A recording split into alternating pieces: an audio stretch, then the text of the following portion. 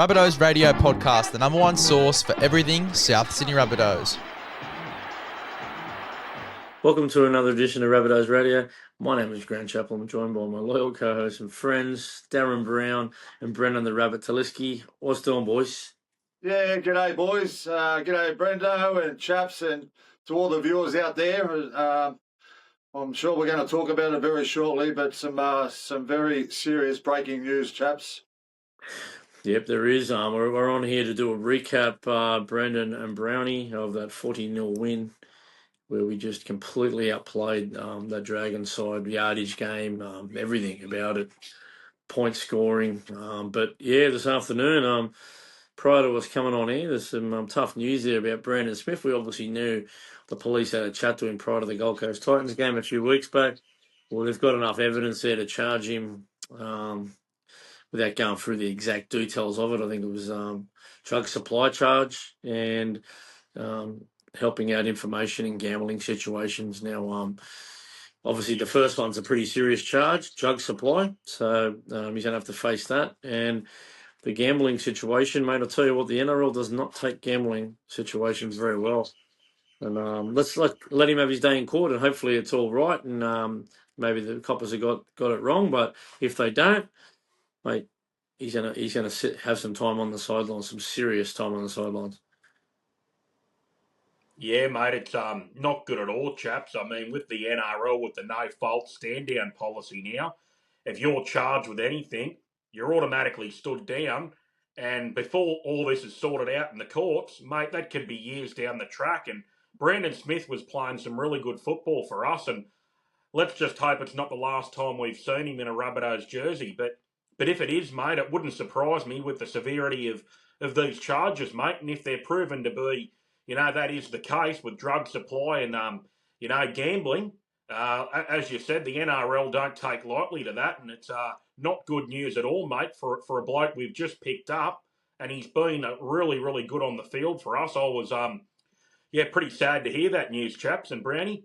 Yeah, it's very early days, like you indicated, chaps, and he will face court in the near future, and I'm sure the NRL Integrity Unit will be all over it. And like you said, Brendo, don't expect to see Brandon Smith playing again this year. I don't think he will be either. And if found guilty, yeah, he will spend a lot of time on the sideline. And who knows, the NRL might even terminate his contract altogether. So, yeah, not good news, but it's very early days, and we wish Brandon all the best. Like you said, Brendo, he's been very good for us in the couple of games that he's played. He's really helped our side, but some very serious charges here. Yeah, and thoughts go out to Brandon. I think he's got some challenges off the field in the last couple of years, well documented, and he'd be in a pretty dark place right now. So I'm hoping he gets all his family and friends around him and rally around him. He gets his day in court. I think it's the 18th of September up there in Queensland. So look, we'll leave that. It's not really for us to talk about there. But we might get onto the game, boys. It was Thursday night. The weather could not have been worse that week. It pissed down from Tuesday morning till Thursday night, early hours of Friday morning. The crowd was significantly low, only over 7,000. I forced my daughter and her friends to go out there, but anyway, we went out and braved the conditions, and we were well rewarded with a very committed South Sydney side that ended up completing at 95%. They were well over 2,200 run moves, which we haven't seen anything like that this year. We completely trampled the Dragons. The body language 15-20, and looked like they didn't want to be out there. I'm not sure if that was evident on the TV, but they just crumbled. Anytime we put them under pressure, we were able to open them up, and 6 line breaks to 1. And you had a guy like Jai Gray who just was all over the field yet again, coming up with a top 5 run meters record in the NRL, 350 run meters. What a day out it was, Brownie, for a club that's just gone through hell and back this year. And this afternoon, some more awful news, but just a lot of smiles on the faces of South Sydney fans after 3 on the trot. Yeah, it certainly was. It was a wonderful performance, a very controlled performance. 39 from 41 sets completed, chaps, like you indicated, a very high completion rate. And this has been a long time coming because the effort has been there all year, and we've been waiting a long time to get a scoreline like this. It was great to go in to a second half knowing that we had the game sewn up, because the Dragons they weren't in the contest from the minute the game started. And yeah, just well done to the Rabbitohs, 3 in a row. We've got the bye this week, and we'll be coming up against our arch rivals, the Roosters, in the last round. And what a game that's going to be. But like you said, chaps, a number of good performers last week against the Dragons, and we'll go through them very shortly. And none better than Jai Gray. Yeah, Brendan, 31 runs from the little maestro, and geez, he puts up a case to stay there. Really, really does. Yeah, Chapo and DB. I was reading online not long after the game concluded that the 353 run meters by the little pocket rocket, Jai Gray himself, was the 4th most run meters ever recorded. Now, I know there's been a lot of argument, over the last 2 or 3 years with the emergence of Gray on who should be the one. Now, I love Latrell Mitchell. Massive moments player, can kick 51-metre field goals, can throw 30-metre cutout balls. But does he have the work rate of Jai Gray? Is he going to touch the ball 2 or 3 times every set? Is he going to be blazing the ball through the middle into the meat of the forwards? I'm not sure. I haven't seen that from him. And I think Jai Gray needs to be our one. And if he isn't, I'll call it right now. I can see Jai Gray earn an 800-900K a year as a fullback for another NRL club, and he'll be another bloke that's been lost to our organisation. And I believe he needs to be our one. Trell mid at left centre. And, mate, Trell's only played 11 games this year, right? I think we need to tell Latrell, you're left centre until you can sort of string 10, 12, 13, 14 games in a row together. And then there may be a bit of an argument for him to jump back into the one jersey. But for the foreseeable future going forward, Jai Gray, I believe, boys, is our best choice at fullback. Yeah, 100%, Brendo. And look, Latrell's a wonderful fullback, don't get me wrong, but he's a world-class centre as well. He can do what he wants to do from centre as good as he can do it from fullback. And he's proved that not only for the South Sydney Rabbitohs, but he's proved it at state level. He's proved it in the Australian jumper. He can be so dominant from that left centre position. And I just say, and we've said it all along, chaps, and I've said it personally, that we have to find a position for this young kid, Jai Gray. He's going to be a superstar. He brings energy to the team every time he takes the field, and his stats are off the chart every time he takes the field. So, yeah, I'm with you, Brendo. Jai Gray fullback and Latrell Mitchell left centre when he comes back, and hopefully he'll be back this week, next week, round 27 against our arch rivals, the Roosters. Yeah, I think that'll happen in round 27. But next year with the pre-season, Latrell's looking good, mate. I can't see him moving him out of fullback for round 1, but I could be proven wrong there. But again, I said it a few weeks ago. I don't care where Latrell plays, as long as he's in the 13 somewhere, he'll have an impact. Whether or not Wayne's got enough influence to put him somewhere else. Well, chaps, Put just a question to you both: Can Jai Gray have a similar impact from any other position on the field? I think number 6 he could, yeah, for sure.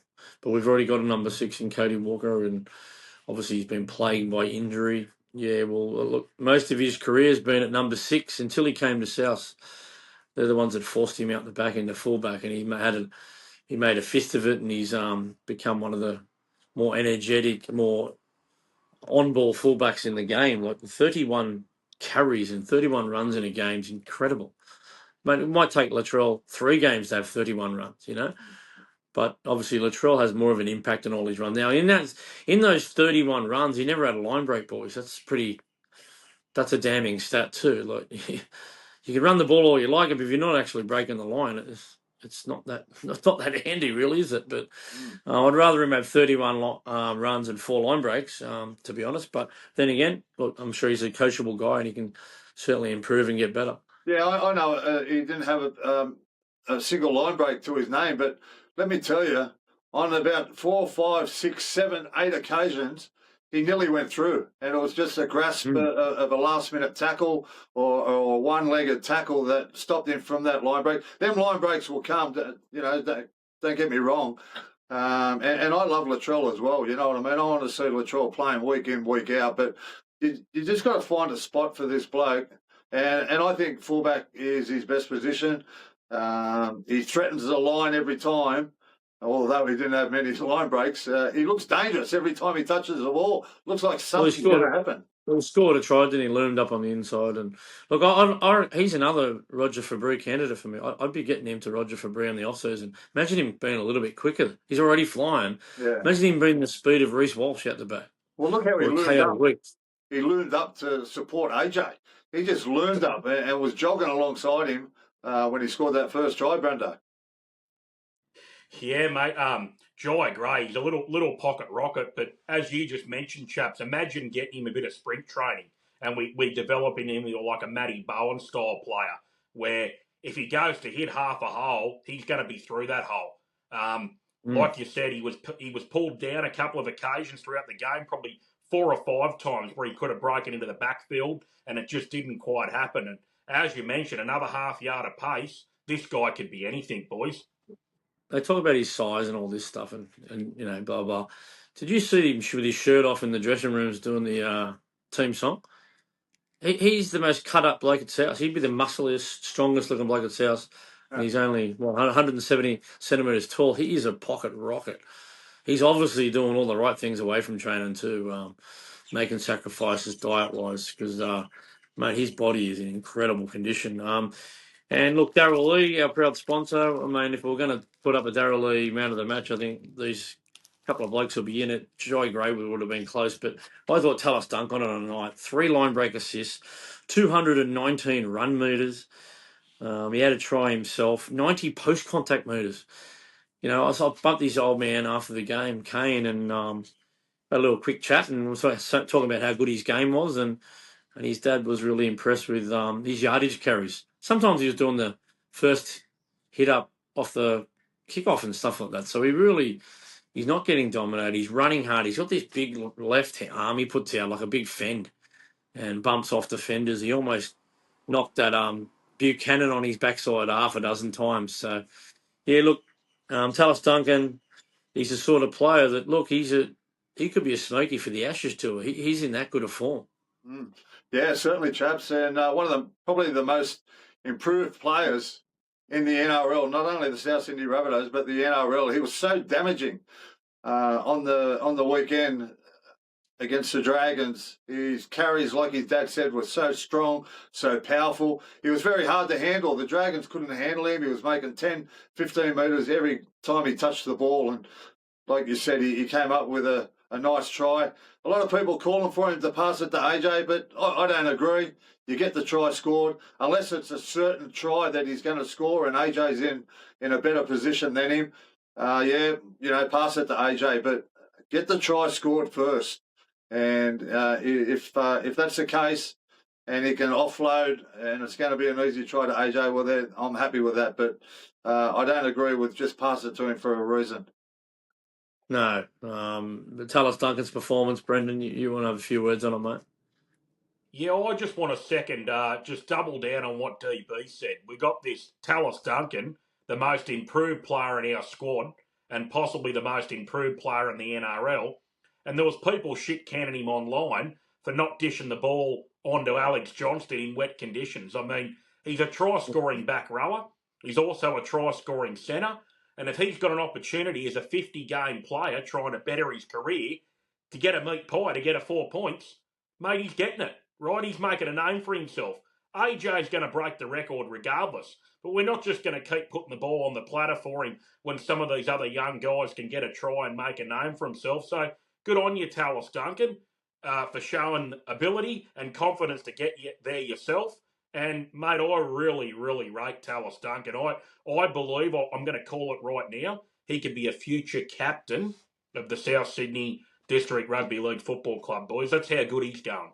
And to be honest, plays anywhere too, Brandon. You can play anywhere. The centres, 5'8", you can play in the back row. He plays middle, a lot of middle. So, mate, he's a very versatile player, and I think, I don't think they could do a lot worse than taking the big fella over to the Ashes tour.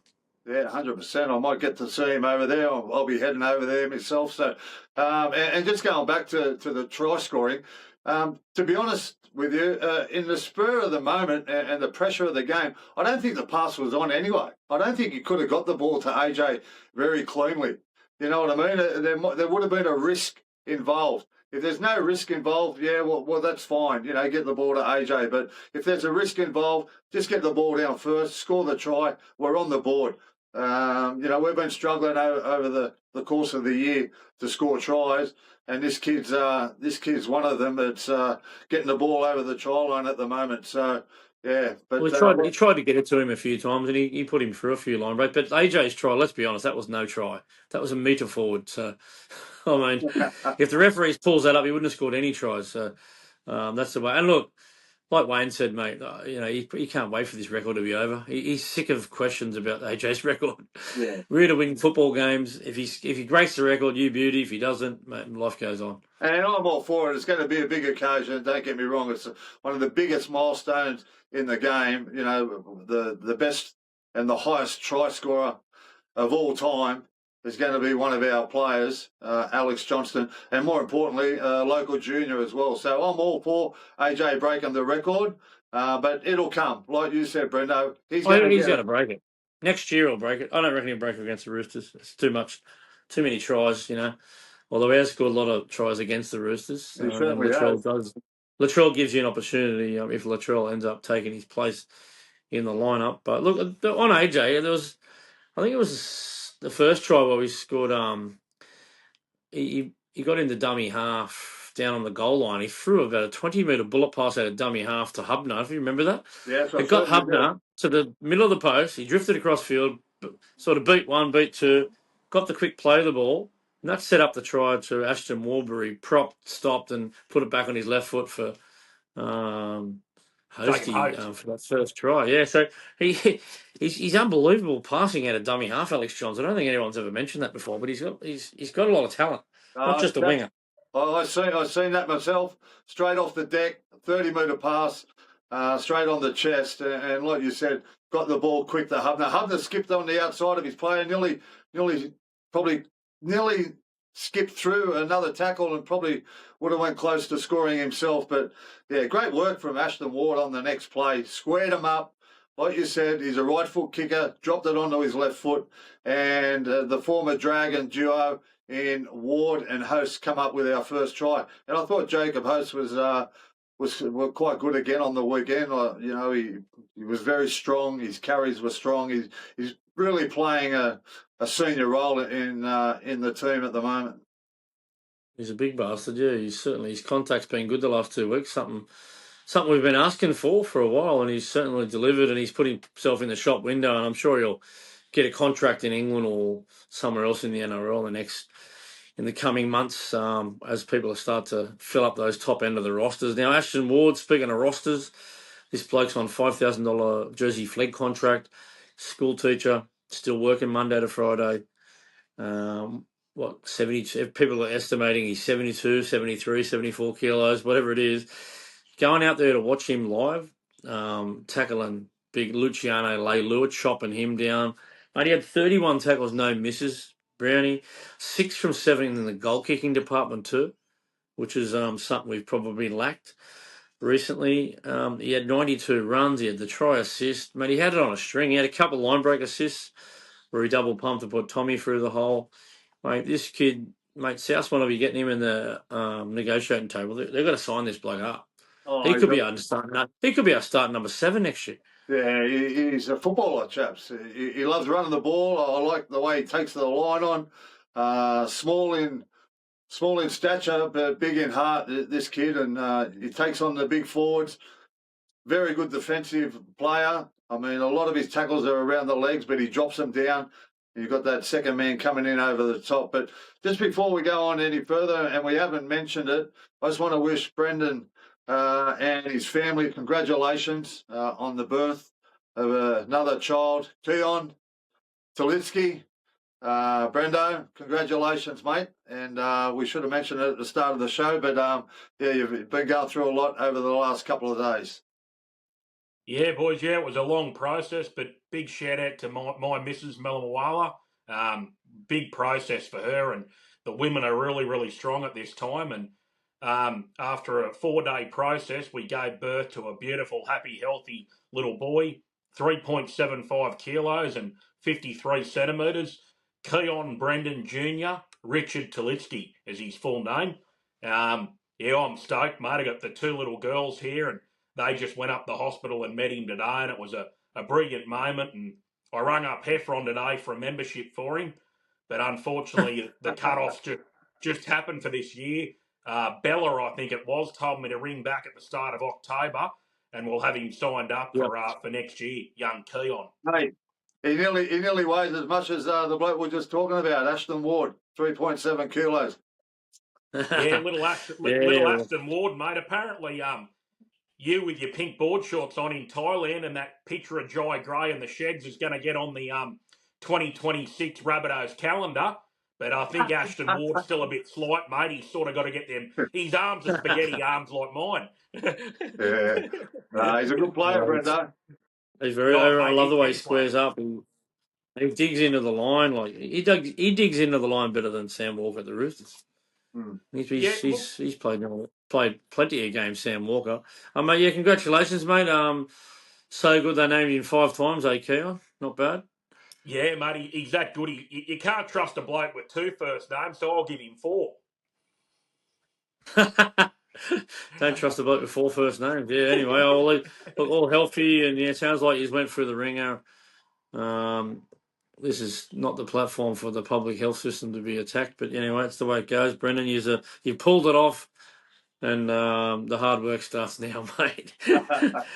3 little ones running around, and look, we'll keep going because I'm sure you've got stuff to attend to.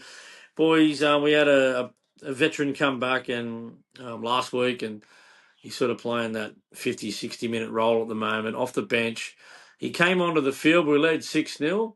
His first touch of the ball created that line break for Alex Johnson down the side there, where he stepped off his left foot and exploded into the hole, which put Jai away. But just the class of Cody Walker, the way he waves that wand around, the people out there questioning them signing him for next year, mate, surely I haven't heard anything about that in the last 2 weeks. Oh, look, he's instrumental in everything we do in attack. I wasn't at the game. Work commitments once again. My roster hasn't been kind to me this year, allowing me to go to many games. But chaps, I believe he was on the field for all of 19 seconds before we shifted that ball on our own 20, mind you.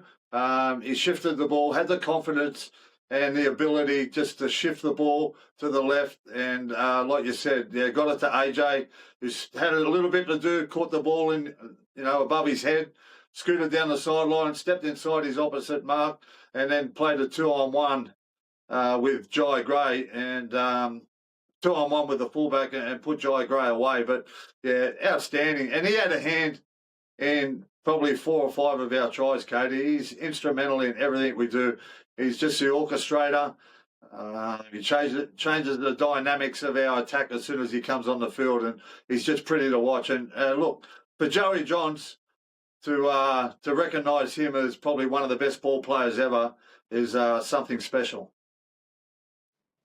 It's hard to argue with Brendan. Just the impact he has on our squad, just that cool senior head. No one wants to let him down. He gives it to him when he wants to, doesn't he? So yeah, it's great to have a guy like that back, mate. It really is.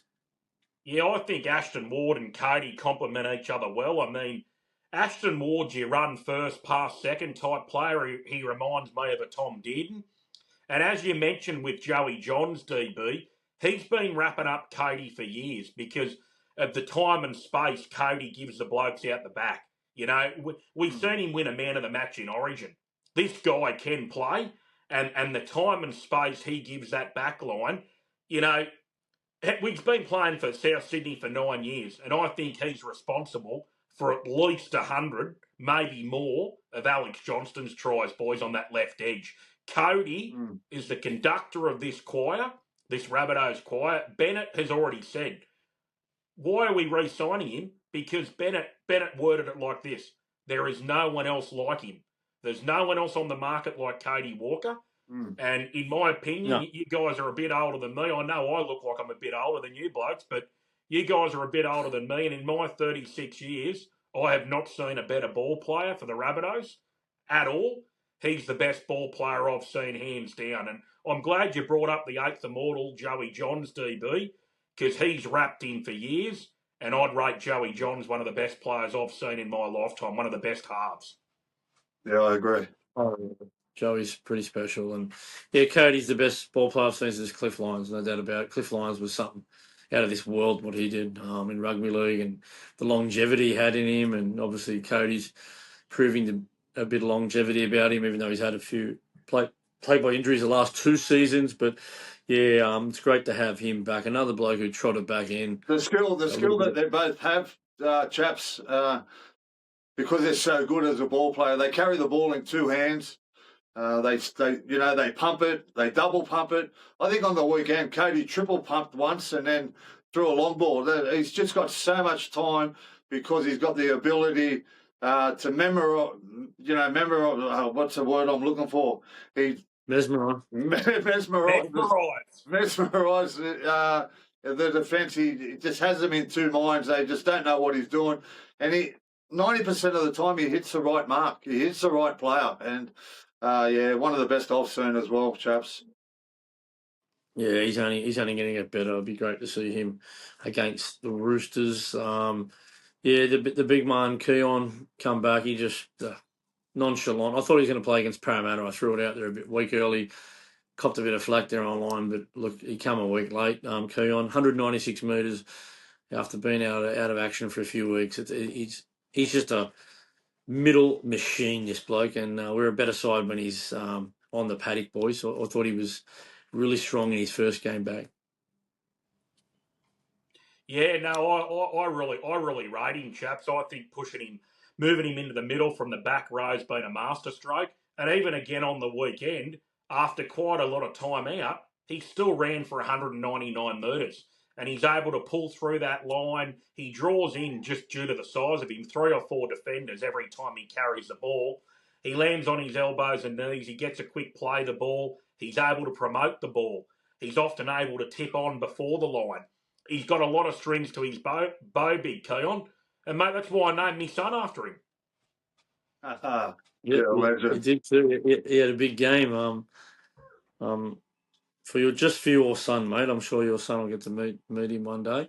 Another bloke who I thought had a breakout performance in his 4th game in first grade. Thomas Fletcher is poking his nose through all night with his carries. I think he was only in the field 20 minutes, ran for 100 metres. He had a couple of line breaks. He scored a try. When he double pumped and put a bloke over for a try and scored his own try, man, I could not have been happier for him. And you've seen the way the players reacted and the bench reacted, mate. He's a really popular guy, mate. Really popular guy, and I was really happy for him. Outstanding, chaps and Brendo. Thomas, I thought he was. I said after his first game that he's going to get better and better every time he takes the field, and that's exactly what he's done. I thought he was better on the weekend than he was the week before, and he's going to be better again next time he takes the field. He's going to take a lot of confidence out of that performance. He's going to take a lot of confidence out of scoring a try. He's going to take a lot of confidence out of a try assist where he put young Mamazelis away. Some of them hole runs that he got through. He's a big body. And we need to get this kid on the books, let me tell you. I know we know he's old man and he's a big supporter of the show, but I'm not just saying it because we know the family. This kid, he's going to go places. If we don't sign him, someone else will, and in 5 or 6 years, he's going to be a superstar. Yeah, well, I said it a few years ago. He reminds me of a young Trent Waterhouse.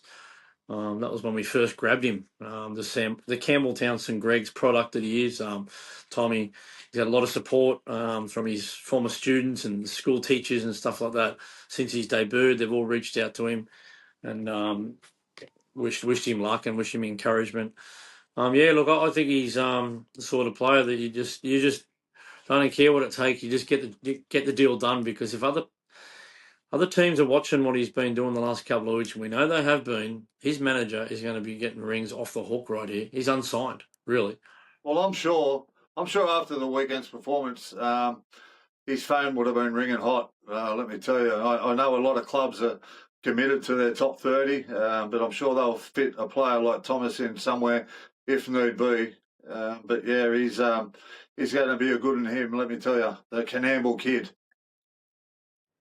Yeah, for no, sure. definitely, boys. I'm a big fan of him. Big fan, and I just want to shout out to Nick. Nick's really happy with all the positive comments online regarding his son, Nick Fletcher, Tommy's father. He just wanted to shout out to all the fans that have left positive comments about his son online, and obviously being a big Rabbitohs family, they're really, really hopeful that the Rabbitohs do get a deal done, because this kid wants to play in our colours and he wants to better his career as a Rabbitoh, boys. And I think that's really important that we can, Ella or anyone that's listening, let's get this kid over the line. Yeah, I think it'll happen. Cooler heads will prevail. I'm predicting he will end up staying at the Rabbitohs. They'll get something done. I think Ashton Ward's got to be in there too. Both of them guys will be. I say they'll be getting called in to the office in the next couple of days with their managers to sit down and try and nut something out. I mean, we've only got 24 or 25 players signed from my list that I've been compiling, so there's a bit of room there for him.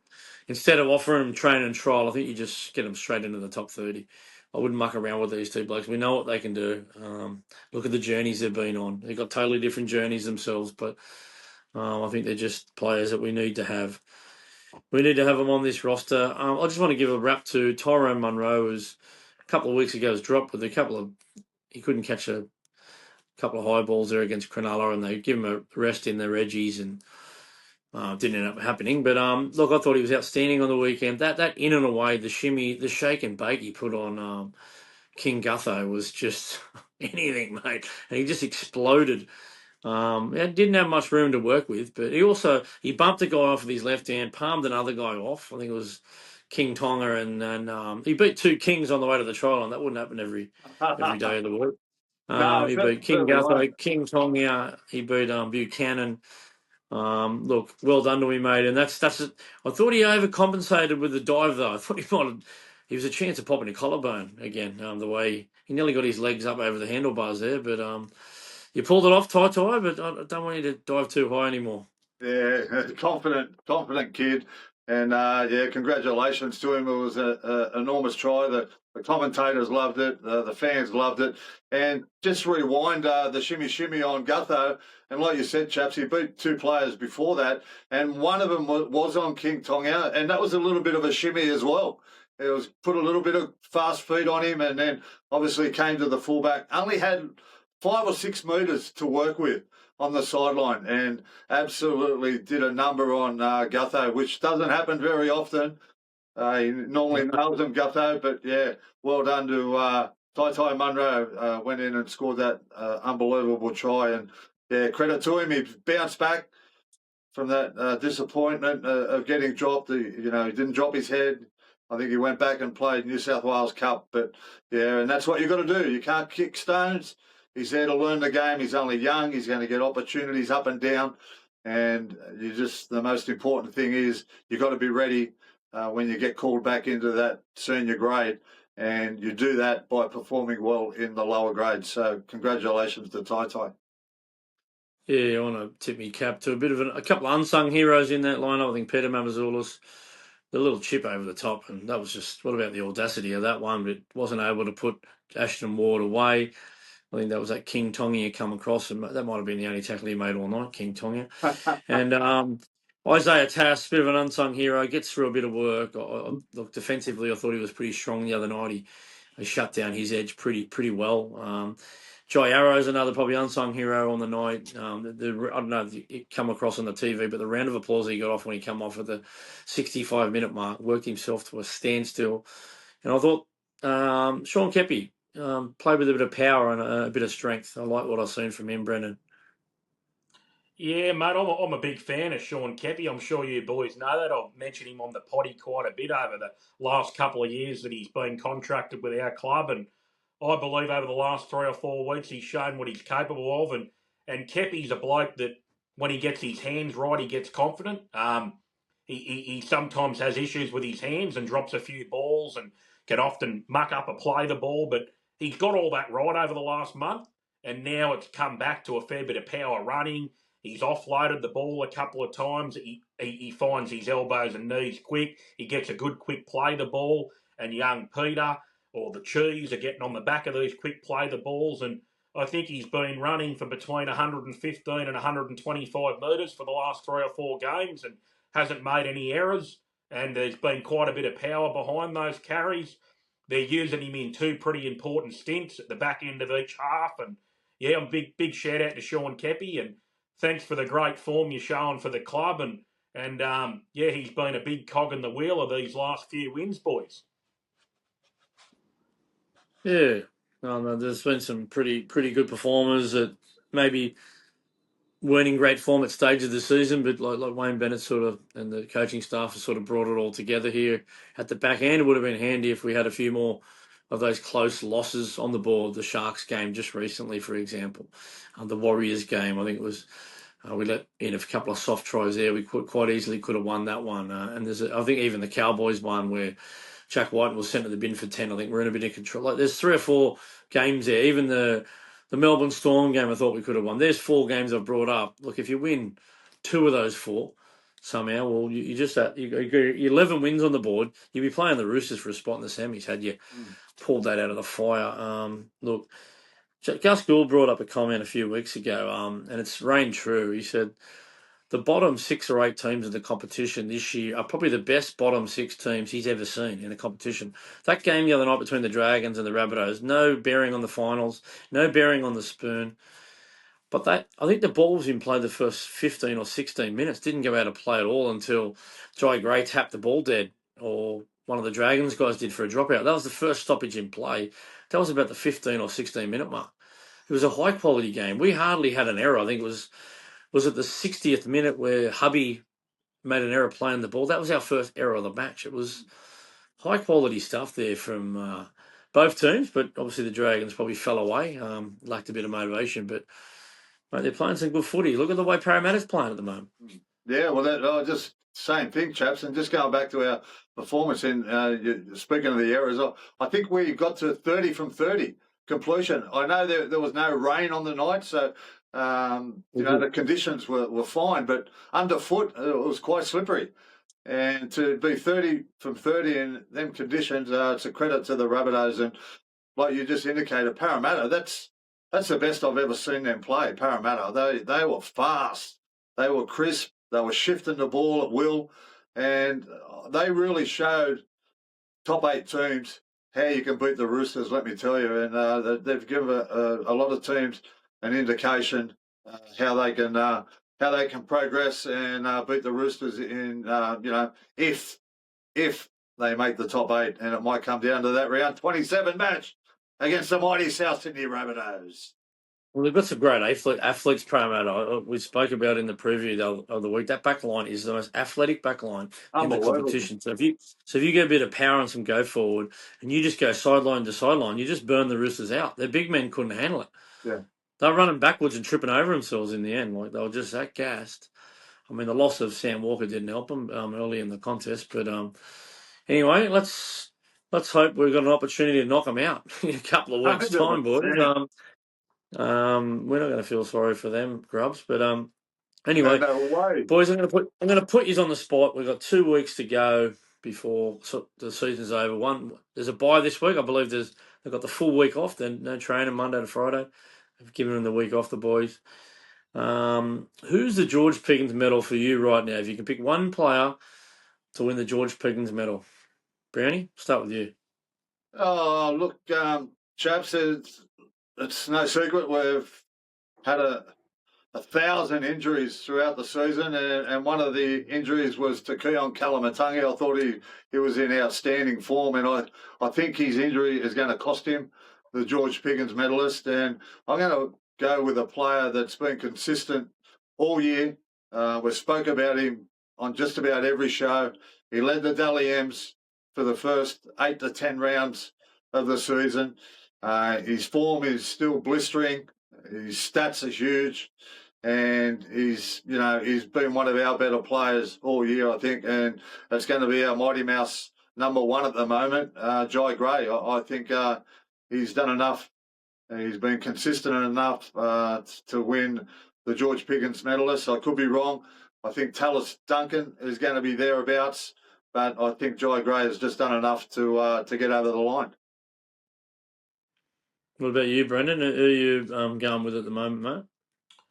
Yeah, I agree with everything DB said, and I think I'm gonna call it now. Probably the three best players effort-wise all year and have worked themselves to a standstill are Jai Gray, Jai Arrow, and Talis Duncan. But the player I think deserves the George Piggins Medal is Talis Duncan. He's excelled in the back row. He's excelled coming off the bench as an impact player, and he's also excelled in the centres. Now, there was a game a couple of months ago where we were beaten pretty convincingly, at Brookvale, and Talis Duncan still come up with a double against a pretty good Manly backline, and he was playing in the centres that day. He was playing at left centre, and he come up with a double. He has been super consistent. I believe he's the most improved player in the competition. And he's the George Piggins medalist, Talis Duncan. He's really come of age. He played his 50th game last week, and yeah, he's been excellent for the club, and he's really represented us well. Chaps? Yeah, myself. I think Brennan's brought up the three probably favourites. I think if Latrell Mitchell played more games, he hasn't had a bad game all year, but he only had 11 games. But he's had a big impact on the season. Had he played 20 games, you're probably looking at someone like Latrell. But yeah, mate, there's been some great performers this year. First for mine, I think I'm going with Talis Duncan. We speak about how improved he is and how he possibly could be a rep player. I think he was in the Prime Minister's 13 not too long ago. The versatility of this bloke. He likes to play in the middle, but they put him on an edge. He's now become a real reliable edge player. Then we've been able to bump him out in the centres, and he's outplayed opposition just about every week out in the centres. He's been outstanding. And the great thing about Talis Duncan is he hasn't missed a game this year. Between him and Jai Arrow, I don't think they've missed a game between both of them. He's played 23 games, Talis Duncan. It's got to be between those two for me. Look, maybe Jai Arrow wins the Borough Appreciation Award. He might win something else. He'll win something. Jai Gray will win something too. Those three guys will be walking up on that stage in a couple of weeks for the red and green ball. I might go to that one, boys. I'm not sure if you guys are going, but I'm threatening to go to that one. But we'll see. Yeah, well, there you go. It's between Jai Gray and Talis Duncan. If you listen to the boys on Rabbitohs Radio there, boys. What about the Roosters game? Who do you think comes back and who do you think drops out? Looks like you've got to think Jack Whiten comes back. He's a quality football. He's come back from suspension. Latrell Mitchell comes in calculations. I think Ewan Aitken's available. But someone, who knows, Brandon Smith might be allowed to play because he was charged prior to the St George game. I'm not sure if you know that, boys. Charged by Queensland Police before the Dragons game, yet he played. So who knows? Maybe the NRL hasn't made up their mind yet. Oh, that's interesting, chaps. I didn't know that. I thought he might have only just been recently charged because it's been released in the media. But, yeah, who knows? And we'll probably know in the next 24 to 48 hours whether he'll be allowed to play against the Roosters. But like you said, there's big rumours that Latrell will return, Ewan Aiken, Jack Whiten, and maybe at a push, Cameron Murray. We've all spoke about how Cameron Murray wants to play. He wants to help his team get back on the winning way. And if all them four players return, well, we've very big ins, and they're very, very important to us in terms of the way we play the game. Yeah, definitely, for sure, boys. Definitely.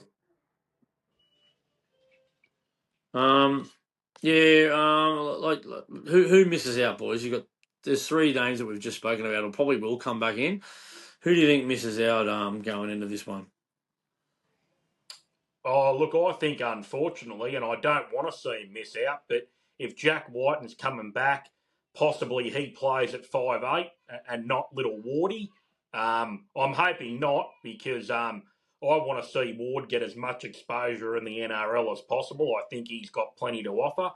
But I do think with the return of Jack Whiten, he may play at 6 if we're not going to start with Cody.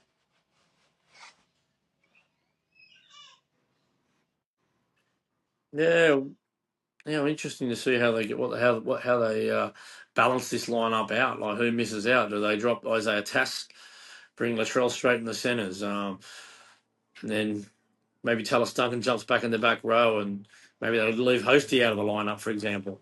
There's a few ways they can go. They can put Latrell left centre, Jack White in right centre, which I think that was the plan from the start of the year, but they've hardly played in the same team together. You keep Jogger at the back. Your wingers would be Tai and AJ. That's looking like a pretty strong back line there. You might still start with Jamie Humphries and Cody Walker. Maybe Ashton Ward does get left out of the lineup. There's a number of ways they can go with it. Ewan Aker, does he just walk back in? I mean, it'd be hard to drop Thomas Fletcher or Talis Duncan or Hosty or anyone like that. Like, he's finally got some headaches at the selection table. I don't think he's had any all year, has he? No. Well, he hasn't, chaps, and that's what you want. And teams that go on and win grand finals, that's what these coaches do. They have headaches in trying to pick the best squad because they've got so much depth. And like you just indicated, Wayne hasn't had to have a headache in terms of selecting players because we haven't had a full team, especially our top 13 or our top 17 take the field all year. And, a bit of luck against the Roosters, Wayne's going to have to make some decisions rather than, the players just falling into place. But, yeah, it's going to be interesting. Yep, certainly will. That might be a bit about the first grade. We won't touch on the Dave Fafuda thing. Looks like it's still playing out. Looks like Dodd's involved, possibly. We'll let that one play out. Anything that happens there, we might do an emergency podcast on that in the next couple of weeks. But the New South Wales Cup played their final game of the season.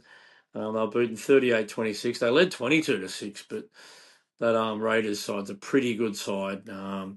Look, it was the last games of Shaq Mitchell and Hazen Mellors. I saw Hazen Mellors and his mum Charmaine and his dad Vince and Joey O'Callaghan, the bloke who signed him, bloke who signed Jai Gray, signed a lot of our good young players. Joey, shout out to you, Joey. He lives in my area there, and look, they were just really appreciative of everything that's happened at Souths, and give a shout out to me and Brownie for all the support we've given Hazen over the years. And I just said to him, mate, well, congratulations, it's well deserved. And he scored an incredible try in that game. I don't know if you've seen it, boys, where he outleapt his opposite winger and slammed the ball down in dramatic fashion there off a kick from Humphries. It was also Shaq's last game. His mum and dad were down there to watch him. It's his last game for the Rabbitohs. And who knows, that might be whether or not he gets another contract at the NRL. He might jump in and play up the Central Coast, Brendan, or Newcastle or one of those competitions. But I still think he's got a bit to offer. I'd like to see if South Sydney could maybe sign him to a New South Wales Cup contract or something like that. He could work for South Cares and be a real mentor. I know he's mentored a lot of the young blokes like Matthew Humphries and the likes, and some of those young forwards, Devante Me'inui and Celestia Tata. Celestia Tata, no surprise, had his best game on the weekend. 219 metres from 20 hit-ups. He had half a dozen offloads as well. He had a big, long conversation with Shaq after the game. Looks like they've struck up a good relationship. Yeah, mate, big Shaq. He's got plenty of skill. Sorry, DB. Plenty of skill, mate, and I think he's definitely got something to offer, whether he's picked up by another NRL club or he's playing New South Wales Cup or possibly a high-paid local first grader or A-grade player. Mate, he's got plenty of skill, big Shaq. And yeah, 100%. Brendo and chaps, I just want to wish them, both of them, all the very best in their next venture. They've given great service to the club over a long period of time, especially Shaq, who's been here for quite some time, and young Hazen, who's had an injury-prone time at the Rabbitohs, but he's just starting to really play consistent footy in the New South Wales Cup. And obviously he signed with the New Zealand Warriors, and he's going to be a great asset to their team over there in New Zealand. And I'd like to wish them both all the very best in their, future in the game. But very tough year for New South Wales Cup, based on the injury crisis that we've had throughout the year, and it affects all grades. And New South Wales Cup was no different. A lot of players in and out throughout the year, a lot of young players making their debuts, getting opportunities. So, yeah, it was a disappointing year, but, one, it wasn't due to the fault of any of the players. It was due to the fault that we've had so many injuries. You're having an earthquake up the Central Coast, have you, Brendan? You went on the side angle then, and your internet's dropped out or something, mate. We can't hear a word you're saying, mate. But anyway, me and DB will finish this one off. Brendan, if you want to get back to the kids, mate, he's under the pump up there, mate. Thanks for all your help there, Brendan, today, mate. I know you've been under the pump, but yeah, another bloke who went well, Brownie, was Matthew Humphries. Took another step to being an NRL player. He had 3 try assists in the game, or whether it be from passing or a couple from kicks. Strong young player. We'd like to see him continue his journey next year and have a big off season. Yeah, certainly, chaps. Great young talent who the Rabbitohs have identified from a young age. He's come through the pathway system, the Harold Matts, the SG Ball. Now he's playing New South Wales Cup, and I believe that he'll be in the top 30 next year. So he's going to be a player to keep an eye on, and more than likely will get a debut next year. Young Matt Humphries, a good player, he's a good organiser. Another player like Ashton Ward likes to take the line on. He's got a good kicking game. Still very young, got a lot to learn. But yeah, one to keep an eye on. Yeah, definitely. The women's, they were beaten 18-6 by the Sharks in a tight contest. The 5'8", Yamamua, she scored a couple of tries. They've dropped down to 6th position. They've had a couple of losses. They've got to start getting back on the horse and having a win. Tippy's girls. The Jersey Flag, they had their second last game of the year. They were touched up 46-12 there. Charlie Mann scored a good try. If anyone didn't see that one, I'll clip that one up coming up. There's a couple of players in that team, Brownie. One guy's called Jackson Lavender, mate. You remember this bloke's name from the Raiders. He's a gun back rower. He's going to feature in first grade over the next 18 months to 12 months. And the juniors, there we've been tracking their semi-final progress. Brownie went out yesterday. Laparoos Panthers will play the Wombats in first grade. Tell us a bit about that game you watched yesterday, Brownie. Yeah, so Laparoos advanced to the grand final the week before. They were minor premiers, and they were waiting in the wings to see who they played. And the Coogee Wombats played Mascot yesterday in the grand final qualifier, and the Coogee Wombats were successful. It was 22-all with 30 seconds to go, and the Coogee Wombats, Jake Tobin, who come through the pathway system at the Rabbitohs as well, he scored the winning try. So, yeah, so Laparoos will play the Coogee Wombats in the A-grade grand final. We will be live streaming it through the Juniors Facebook page and our YouTube channel. So for you that will be interested, we've got a big day out there, grand final day on Sunday at Redfern Oval.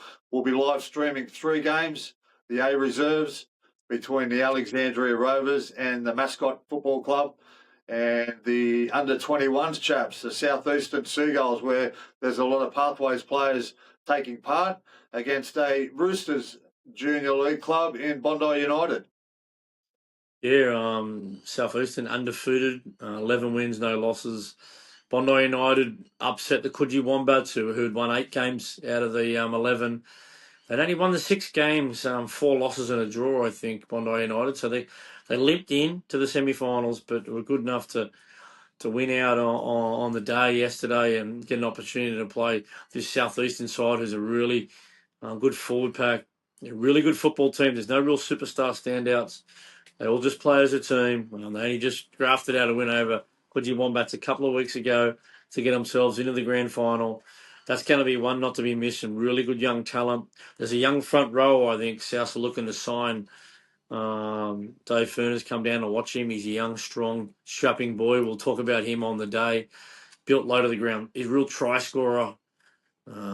Johnny Sutton's a big rap on him. The way he's even come up and played a bit of A-grade this year, and he's only 18, so just hasn't played a lot of rep football at the moment. He might be someone that might feature in our Jersey Flag side next year. But yeah, some good games coming up. Make sure you share it around if you could, the live feed, and we'll get as many people on there as possible. And we're obviously backed heavily by Darryl Lee, so we'll be giving out the Darryl Lee man of the match in all those grades. We'll have a $100 box of Darryl Lee chocolates, and I know which one will feature in it is the Broccoli Road Raspberry Chocolate, mate. I tell you what, it's not bad, this one, Brownie. Oh, how good is it? I got 46 kilos of this delivered the other day. One of the boxes fell over and nearly broke my leg. That's how much chocolate I got there, Brownie. So, Hey, chaps, you know what? I'm glad it got delivered to your place and not mine. oh, The last delivery came to my place, and yeah, while it was good and we offloaded a lot of it, you still nibble on it. But yeah, big shout out to Darryl Lee and the juniors, great supporters of ours, and we'll be working closely with them on Sunday from around 12 o'clock, I believe, maybe 12:45 will be the first game, the under-21s, and we'll continue all the way till kick-off for the A grade, which will be an outstanding game. The last few years we've covered these games, chaps. It's been an outstanding day. They've been really close to games, exciting, really down to the last minute action where they've won the game in the last minute, both the A grade and the A reserves. First time we're doing the under-21s. 3 years in a row, in the A grade, the team that has won it has come from 2 tries down inside the final 10 minutes to win. So that's the sort of games you get on grand final day. And look, don't think this will be any different. Lapras, Panthers, and Wombats. I think the last time they played in the grand final together was 20 odd years ago. It might even be 25. Very successful teams in the 90s. The Lapras, Panthers. The Wombats have been quite successful for a long period of time. They always seem to find themselves in a grand final. They're only beaten last year. Again, they had a 2-try lead last year, and Rovers come back and knocked them off. So I don't think it'll be anything different. Worth a look, guys. We'll pump it on our social media. So and some wonderful players in both club, all 4 and all 6 teams. But there is one exciting player, and he's got a famous name in rugby league, and that's Beetson. That's Artie Beetson's grandson. He plays for the Lapras Panthers. You watch this kid go. He's a good player. Plays a little bit like Artie, a strong ball carrier, and got a really good offload in him. So, yeah, some really famous names that will be playing on the day. A lot of their grandchildren, a lot of their sons. So, yeah, be sure to tune in. Yeah, Ty Munro's cousin, Lindsay's 5'8" there for the Lapras Panthers. You've got Liam LeBlanc, his brother, Ethan. He's going to play for the Wombats.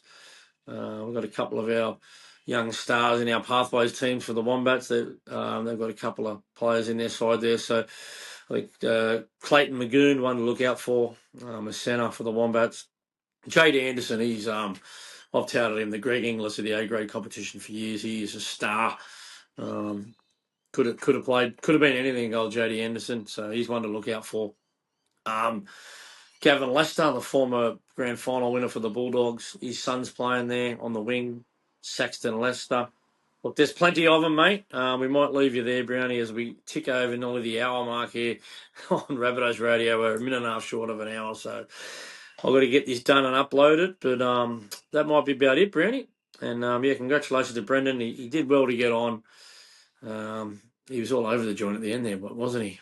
Brownie was upside down, and I was starting to feel a bit ill watching him on the side and upside down. I started getting a bit funny in the guts. But anyway, shout out to you and Mel, and well done.